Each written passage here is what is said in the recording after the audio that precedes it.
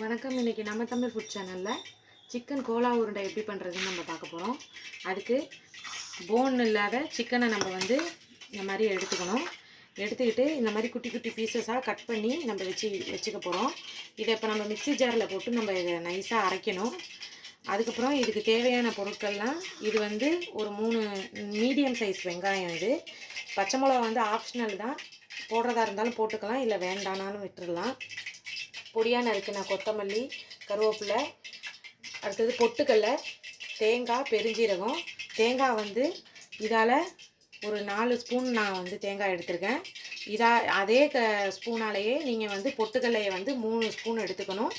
அப்புறம் இதால் 1 spoon cornflour மாவு இதை எடுத்துக்கணும். இப்போ மிக்ஸி ஜாரில் இதை நம்ம போன்லெஸ் சிக்கனை இதில் போட்டு நம்ம நல்லா நைஸாக அரைச்சிக்க போகிறோம். தண்ணி ஊற்றாமல் அரைக்கணும். அரைச்சி எடுத்துகிட்டு வந்துடலாம். இப்போ பாருங்கள், இது நல்லா சிக்கனை இந்த மாதிரி நம்ம நல்லா நசுங்குற அளவுக்கு நம்ம மிக்சியில் அரைச்சி எடுத்துகிட்டு வந்துட்டோம்.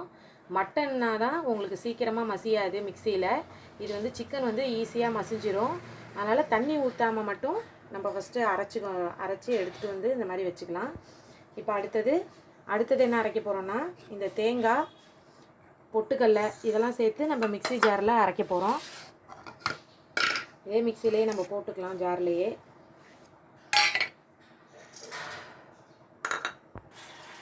ஃபஸ்ட்டு மிக்ஸி ஜாரில் இந்த தேங்காயும் பொட்டுக்கடலையும் போட்டோன்னே தண்ணி ஊற்றாமல் இந்த மாதிரி பொடிச்சிக்குங்க.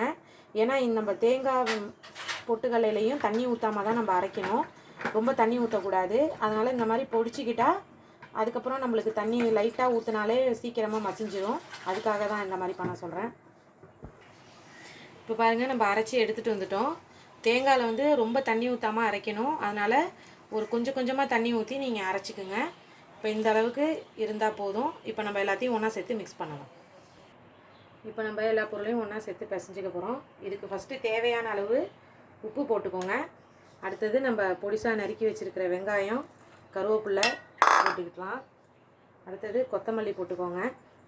இது நம்ம இப்போ அரைக்கும் போதும் பெருஞ்சீரகம் போட்டோம். இப்பையும் பெருஞ்சீரகம் மேலாப்பில் போட்டு விடணும். அடுத்தது 1.5 டீஸ்பூன் அளவுக்கு இஞ்சி பூண்டு பேஸ்ட்டு சேர்த்துக்கலாம். மஞ்சத்தூள் அடுத்தது போடணும். மஞ்சத்தூளும் சேர்த்துக்கிட்டோம். அது ஒரு 1/2 டீஸ்பூன் போட்டுக்கோங்க. ஒரு 1/4 டீஸ்பூன் அளவுக்கு மிளகாய்த்தூளும் சேர்த்துக்குங்க. அடுத்தது கார்ன்ஃப்ளவர் மாவு 1 டீஸ்பூன் எடுத்தோம். அதையும் இதிலையே சேர்த்துக்கலாம். சேர்த்து இப்போ ஒன்றா நம்ம எல்லாத்தையும் மிக்ஸ் பண்ணிடலாம். நீங்கள் தண்ணி ஊற்றாமல் சிக்கனை அரைச்சிட்டு தேங்காவை லைட்டாக தண்ணி ஊற்றி அரைங்க. ஏன்னா வெங்காயத்துலேயும் தண்ணி இருக்கும். நம்ம சேர்த்து பிசையும் போது அது இலகி வரும். அதனால தான் அது. ரொம்ப தண்ணி ஊற்றிட்டிங்கன்னா நம்மளால் பால் மாதிரி உருட்டி எண்ணெயில் போட்டு பொரித்து எடுக்க முடியாது.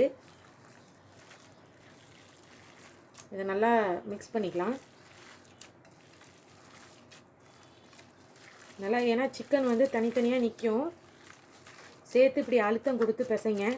அப்போ தான் எல்லா மசாலாவும் ஒன்றா சேரும்.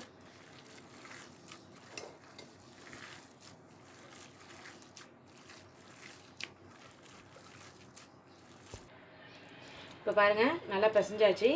இப்போ இதை குட்டி குட்டி பாலாக எடுத்து இந்த மாதிரி உருட்டிக்கிங்க. இதை நீங்கள் இப்படி அமுக்கி வடை மாதிரி நீங்கள் தட்டி போட்டுக்கலாம். உங்கள் விருப்பம்தான். எப்படி போட்டாலும் நல்லாயிருக்கும். எண்ணெயில் போட்டாச்சு. நல்லா மேலே ப்ரௌனிஷ் ஆகிற வரைக்கும் பொரிய வச்சு எடுத்து சாப்பிட்டா நல்லாயிருக்கும். இப்போ பாருங்கள், இதை கொஞ்சம் பொறுமையாக திருப்பி விடுங்க. நல்லா ப்ரௌனிஷ் ஆகிற வரைக்கும் நம்ம வெயிட் பண்ணலாம். கருகாமல் பார்த்துக்குங்க, இல்லைன்னா கசப்பு வரும். இப்போ நம்ம பொரிச்சு எடுத்தாச்சு. இப்போ பாருங்கள், உள்ளுக்குள்ளே இப்படி அமுக்கி பார்த்தீங்கன்னா உங்களுக்கு கையில் அந்தளவுக்கு ஒட்டாது. அதுதான் வெந்த பதம்னு சொல்லுவாங்க. இதை நீங்கள் நல்லா வீட்டில் செஞ்சு சாப்பிட்டு பார்த்துட்டு எங்களுக்கு கமெண்ட் பண்ணுங்கள். மறக்காமல் நம்ம சேனலை சப்ஸ்கிரைப் பண்ணுங்கள். தேங்க்யூ.